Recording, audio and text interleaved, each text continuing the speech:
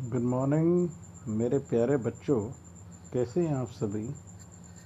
आशा करता हूँ बहुत ही ज़्यादा अच्छे होंगे आप लोग। ठीक है, घर पर सारे बहुत अच्छे होंगे। ठीक है, हमने लास्ट 10th में जो चैप्टर किया था वो क्या किया था? वो किया था हमने सत्ता की साझेदारी। ठीक है, तो उसी कड़ी में जो अगला चैप्टर है वो हमें पढ़ना है संघवाद। क्लियर? तो सबसे पहले इस वर्ड का मतलब समझिए, संघवाद क्या है। ठीक है, संघवाद कि क्या चीज़ है संघवाद। ठीक है, तो संघवाद और सत्ता की साझेदारी में कोई ज़्यादा फर्क नहीं है बच्चा। अगर सत्ता की साझेदारी में आप देखो तो क्या होता है, अलग अलग स्तरों पर सत्ता की क्या देखी जाती है, साझेदारी देखी जाती है। जैसे आपने लास्ट में पढ़ा था कि सत्ता की साझेदारी के भिन्न भिन्न अंग होते हैं। उसमें क्या था, एक जो सेकंड पॉइंट था वो था कि शासन के विभिन्न स्तरों पर, शासन के विभिन्न स्तरों पर सत्ता की साझेदारी। ठीक है, क्या था बच्चा? शासन के विभिन्न स्तरों पर स्तरों पर स्तरों पर स्तरों पर सत्ता की साझेदारी। ठीक है, तो सत्ता की साझेदारी जो स्तरों पर थी वो कहीं ना कहीं कुछ नहीं है, वो सिर्फ एक संघवाद है। याद रखना, जो सेकंड पॉइंट हमने विभिन्न अंगों में पढ़ा था वही क्या है, संघवाद। तो संघवाद क्या चीज होती है? संघवाद का अर्थ होता है, संघवाद का अर्थ होता है दो या दो से अधिक स्तरों पर दो या दो से अधिक स्तरों पर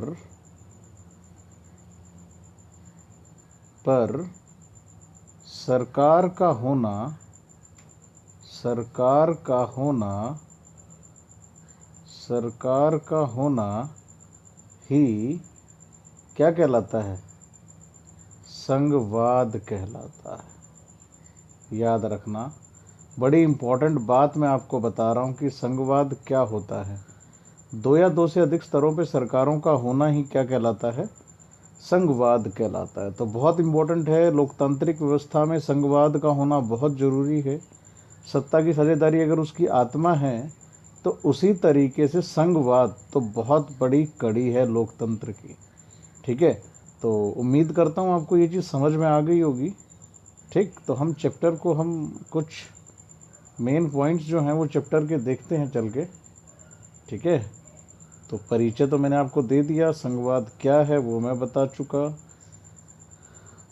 तो आपको बेल्जियम का तो कहानी मालूम ही है कि बेल्जियम में क्या था क्या नहीं था, वो मालूम है आपको कि बेल्जियम में क्या थी, केंद्र सरकार थी। बेल्जियम में देखोगे तो आप केंद्र सरकार थी, राज्य सरकारें भी थी, और एक सरकार और थी। वो कौन सी थी? सामुदायिक सरकारें। ठीक है, तो इसी को तो बोला जाता है संघवाद। ठीक है, क्या बोला जाता है इसी को? संघवाद बोला जाता है कि डिफरेंट लेवल पर क्या होती हैं, सरकारें होती हैं, इसी को संघवाद बोला जाता है। ठीक है, तो हम लोग जो पहला क्वेश्चन स्टार्ट करना है, 1993 में जो बदलाव वाली बातें इस पैराग्राफ में है वो बाद में आ जाएंगी, तो आप इस पैराग्राफ को इतना ज़्यादा सीरियसली ना लें। जहाँ से मैं बताता हूँ वहाँ से इस पैराग्राफ को सीरियसली लो। ठीक है, तो आपको अगर मैं एक बात बताऊँ, ठीक, दो तरह की संघीय व्यवस्था, या अगर मैं संघवाद कहूँ या संघीय व्यवस्था कहूँ एक ही बात है। तो संघीय शासन जो व्यवस्था होती है, देखिए यहाँ से अगर एक बात करेगा वो, तो वो ये बात करेगा कि संघीय शासन व्यवस्था में सर्वोच्च सत्ता किसके पास रहती है? केंद्र के पास। याद रखना, अगर डिफरेंट लेवल देखोगे तो सबसे पहले क्या आती है? केंद्र आती है, उसके पास सबसे अधिक शक्तियाँ होती हैं, फिर राज्य आता है, और फिर उसके बाद आता है क्षेत्रीय। क्या आता है? क्षेत्रीय स्तर। ये आप पढ़ चुके हैं, ठीक है। इसी चीज़ को इसमें डीपली घुस के पढ़ना है हमने कि संघवाद क्या है। क्लियर? तो पहला क्वेश्चन जो यहाँ से बनता है बेटा, तो पहला क्वेश्चन जो बनता है वो पहला क्वेश्चन है कि संघीय शासन व्यवस्था और एकात्मक शासन व्यवस्था में क्या अंतर है। तो मैं पहला क्वेश्चन लिख देता हूँ, क्या है? संघीय शासन व्यवस्था, शासन आप लिख लें, संघीय व्यवस्था और एकात्मक व्यवस्था में अंतर। एकात्मक व्यवस्था में अंतर, ठीक है। तो ये पहला क्वेश्चन इंपॉर्टेंट है, एकात्मक व्यवस्था में अंतर। आप सुने और लिखें इस चीज़ को। तो सिंपल सी बात है कि संघीय शासन व्यवस्था में क्या होता है? 2 या 2 से अधिक स्तर होते हैं, ठीक है। अगर मैं संघीय शासन व्यवस्था देखूंगा, तो अगर मैं संघीय शासन व्यवस्था देखूं तो उसमें क्या होता है? 2 या 2 से अधिक स्तर होते हैं, 2 या 2 से अधिक क्या होते हैं? स्तर होते हैं, ठीक है। 2 या 2 से अधिक स्तर होते हैं, केंद्र स्तर, राज्य स्तर और क्षेत्रीय स्तर। लेकिन अगर आप एकात्मक व्यवस्था देखोगे तो एकात्मक व्यवस्था में आपको बता देता हूँ, ये लिखना है, उस शासन का एक ही स्तर होता है, ठीक है। और जितनी भी इकाइयाँ होती हैं वो उसके अधीन होकर काम करती हैं। व्यवस्थाएं हो सकती हैं, राज्य सरकारें हो सकती हैं, लेकिन एकात्मक व्यवस्था में सिर्फ और सिर्फ जो ताकत होती है वो सिर्फ किसके पास होती है? केंद्र के पास। ये बात आप याद रखोगे, ठीक है। कि अब एकात्मक व्यवस्था, संघीय शासन व्यवस्था तो पता चल गई, 2 या 2 से अधिक स्तरों पर सरकारों का होना। और इसमें क्या होता है? एक ही स्तर पर सरकार होती है। ये क्या है? संघीय शासन व्यवस्था। ये क्या चल रहा है आपका? ये संघीय, ये क्या है? एकात्मक। और ये क्या है? संघीय शासन व्यवस्था, ठीक है। और एकात्मक शासन व्यवस्था में क्या इंपॉर्टेंट पॉइंट है? सिर्फ एक ही स्तर होता है और बाकी सभी इकाइयाँ क्या करती हैं? उसके अधीन होकर काम करती हैं। याद रखना, ये बात बहुत इंपॉर्टेंट है, ठीक है। और क्लियर? तो और जो डिफरेंस आप क्या लिखोगे? संघीय, इसमें क्या होता है कि जो सारी ताकतें हैं, दूसरा पॉइंट क्या बनाओगे कि दूसरी जो ताकत है वो किसके पास होती है? केंद्र में। इसमें नहीं है ऐसा होता। जो संघीय शासन व्यवस्था होती है उसमें ताकतें क्या होती हैं? हर स्तर के पास होती है, ठीक है। जो संघीय शासन व्यवस्था है उसमें क्या होता है? हर स्तर के पास क्या होती है? ताकतें होती हैं। तो आप इस चीज़ को अच्छे से दिमाग में डाल लें, ठीक है। तो ये आपका जो पहला क्वेश्चन बना, उसमें आपने याद रखना है कि संघीय शासन व्यवस्था और एकात्मक शासन व्यवस्था में क्या अंतर है, ठीक है। और दूसरा जो अंतर लिखोगे वो आप क्या लिखोगे? यहाँ क्या था? यहाँ क्या था आपका? यहाँ एकात्मक है, सॉरी, यहाँ क्या है भाई? एकात्मक। यहाँ एकात्मक है और यहाँ क्या है? संघीय। क्लियर? संघीय संघवाद एक ही बात है बेटा, याद रखना इस चीज़ को, ठीक। तो एकात्मक में क्या होता है? अगर मैं दूसरा पॉइंट आप बनाओगे तो केंद्रीय सरकार स्थानीय सरकारों को आदेश दे सकती है। किसमें? किसमें? एकात्मक व्यवस्था में, ठीक है। अगर मैं एकात्मक व्यवस्था की बात करूं तो उसमें क्या होता है? केंद्रीय सरकार किसको आदेश दे सकती है? स्थानीय सरकारों को। लेकिन संघीय व्यवस्था में ऐसा नहीं होता, वहाँ पर राज्य की अलग ताकतें होती हैं, ठीक है। केंद्र राज्य को हर तरीके के लिए गाइडलाइन नहीं दे सकता, लेकिन राज्य के जो कुछ कानून हैं वो राज्य ही उस पर काम करती है और केंद्र के जो कानून हैं उस पर केंद्र ही काम करता है, ठीक है। तो आई होप आप लोगों को ये दोनों चीज़ें समझ में आ गई होंगी। बाकी ये 2 नंबर का क्वेश्चन है, इसमें आप याद रखोगे इम्पॉर्टेंट कि संघीय शासन व्यवस्था क्या है और क्या नहीं है, ठीक है। तो बहुत इम्पॉर्टेंट है। क्लियर? समझ में आ गया? तो आप 2 पॉइंट बना लोगे। मैं दोबारा बार बार बता देता हूँ कि दोबारा से एक बार मैं आपको दोबारा से वे चीज़ बता रहा हूँ कि क्या है क्या नहीं। एक बार दोबारा से देखेंगे आप इस चीज़ को कि संघीय शासन में क्या था भाई। पहला, 2 स्तरों पर सरकारें, 2 से 2 अधिक स्तरों पर सरकार, ठीक है, पर सरकार। आप अपना राइटिंग में लिखें, ठीक है। यहाँ पे क्या होता है, एक मतलब स्तर की सरकार होती है, ठीक है। इसमें क्या होता है, एक ही स्तर होता है। इसमें क्या होता है, एक ही स्तर। तो पहला पॉइंट तो क्लियर हो गया।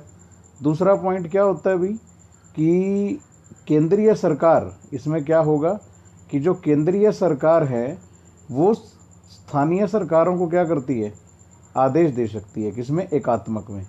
जो क्या है, केंद्रीय सरकार हैं वो क्या कर सकती है, स्थानीय सरकारों को आदेश दे सकती है। लेकिन संघीय व्यवस्था में ऐसा नहीं होता। तो संघीय व्यवस्था में केंद्र सरकार क्या नहीं करती, आदेश नहीं देती। तो आप इस चीज़ को अच्छे से लिख लें। छोटा है तो हम ज़्यादा लिख नहीं पाते यहाँ पे, लेकिन बोल रहा हूँ तो समझ लीजिए उस चीज़ को अच्छे से, ठीक है। तो आई होप समझ में आ गया होगा। कैरी फॉरवर्ड करते रहें। तो ये पहला क्वेश्चन कंप्लीट हो गया।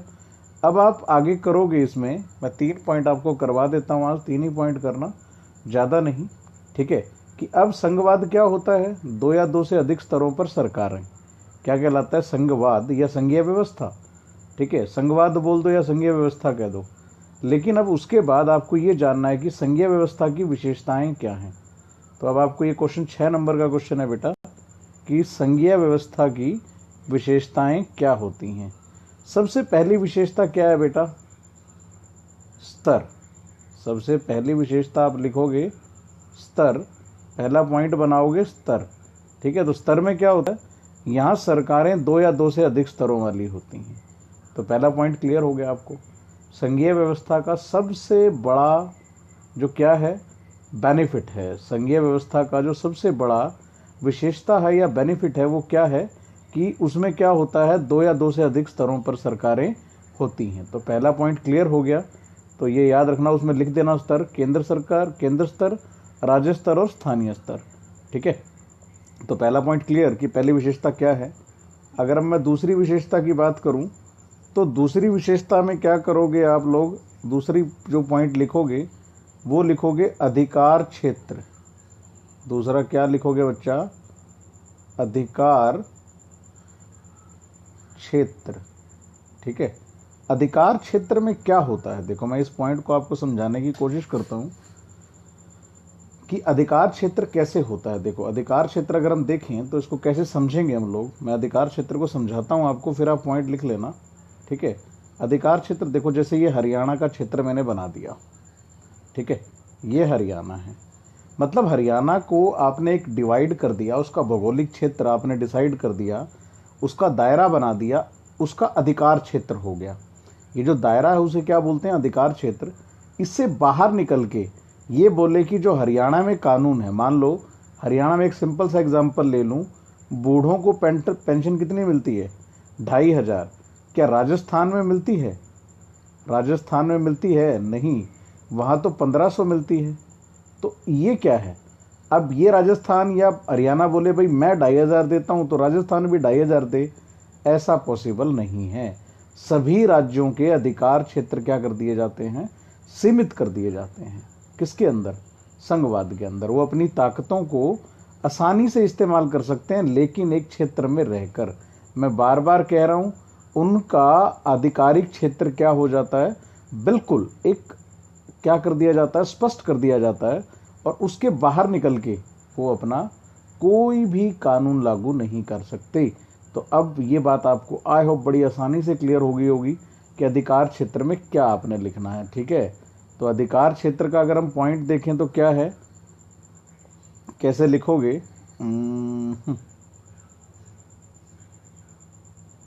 देखो इसमें दूसरा पॉइंट क्या लिखोगे कि हर राज्य का अपना अधिकार क्षेत्र होता है, ठीक है।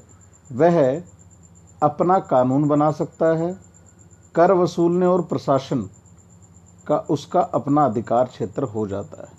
क्या लिखोगे इसमें, आप अगर देखें तो इसको थोड़ा सा मॉडिफाई करके कैसे लिखोगे, अधिकार क्षेत्र को अधिकार क्षेत्र में क्या लिखोगे कि हर राज्य का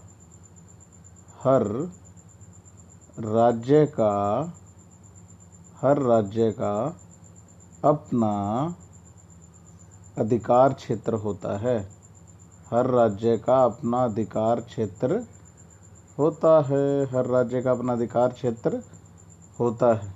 ठीक है, वह उसे कानून बनाने का अधिकार होता है। हर राज्य को अपना कानून बनाने का क्या होता है? अधिकार होता है। ठीक है, दूसरा पॉइंट इसी में क्या लिखोगे? हर राज्य को कानून बनाने का क्या होता है? अधिकार होता है। तो हर राज्य को, इसके बाद लिखना अब, हर राज्य को अपना कानून